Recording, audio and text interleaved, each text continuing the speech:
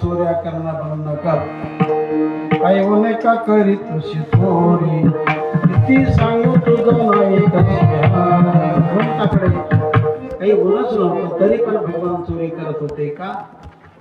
कारण काही गोपिकाचा आग्रहाचं निमंत्रण होतं. कारण त्या देखील अवतारिक होत्या. त्यांचं देखील भगवंताला मनोमन ऐकावं लागत होतं.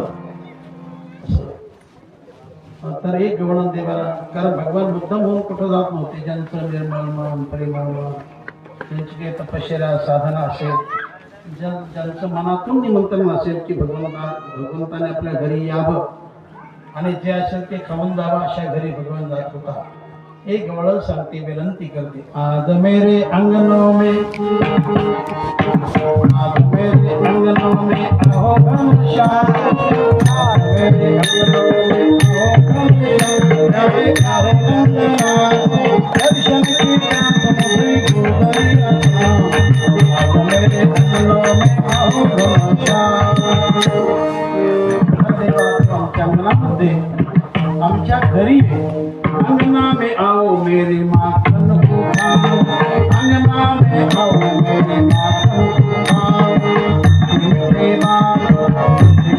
बात सुनाओ नंदलाल, सुनाओ नंदलाल, दर्शन की मुझे गोदरी आशा, मेरे अंगनों में आओ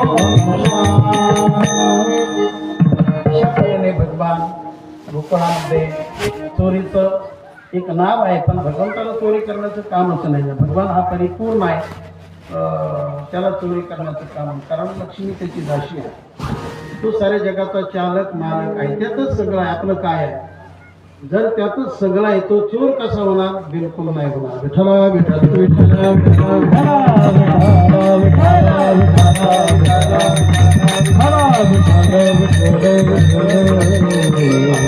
भगवंताने गोपाळासाठी चोरीची लीला केलेली आहे. त्यातून मग भगवंताला पुढे चालून गोसेवा करायची होती. आणि मी कसं आहे, आईला देखील आणखी दाखवण्यात आलं. आईने